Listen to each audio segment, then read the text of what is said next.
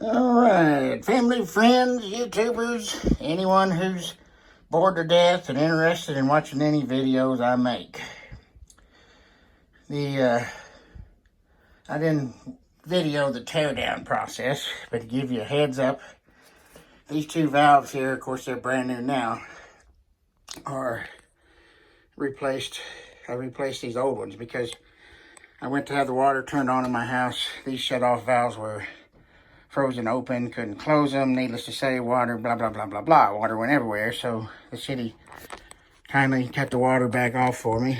So I have spent the last Friday, Saturday, and Sunday, 3 days, dismantling pipes, because once I started to take these off,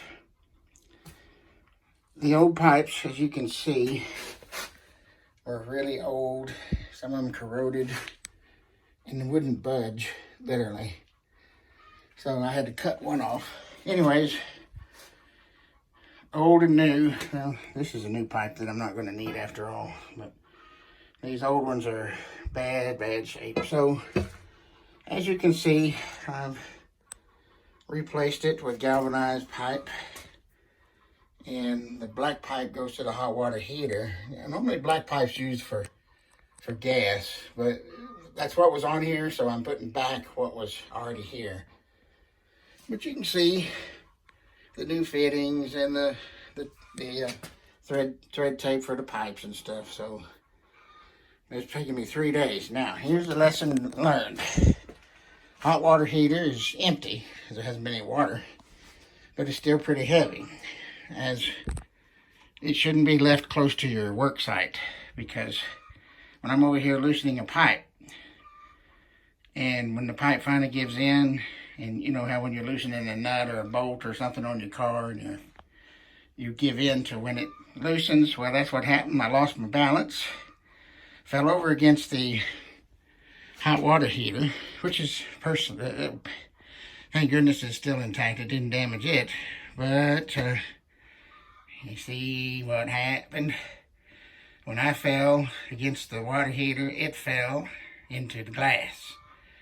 So now I have a glass repair to do, which I'll do that some other time. But in the meantime, after I'm through with this little project here, I'll take that broken glass out and I'll just put some plastic up in there temporarily.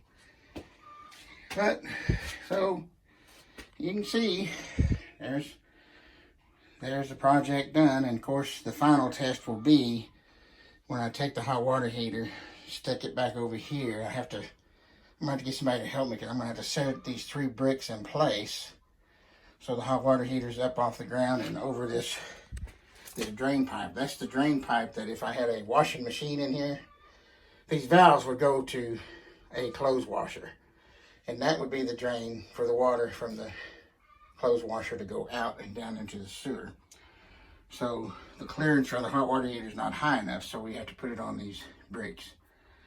So I'm going to have to get somebody to, I'll hold up the hot water heater so they can place the bricks underneath it, because the hot water heater has to, the top of it here has to match up with this vent so that the carbon monoxide and all that stuff can go outside and not into the patio or into the house. But that's, I'm definitely no plumber, and if a plumber saw this, he would, I'm sure it would go on their blooper page or whatever, you know, how an unlicensed person will do something compared to a licensed plumber. So all I want to do is get the hot water heater back up so I can get that one and that one hooked up to there and there. And if there's no leaks, it'll be, believe me, if there's no leaks, it will be a complete miracle by God. That's all I can say. Thank you very much, and I'll show you the conclusion. I'll show another video once I get the hot water heater all back up.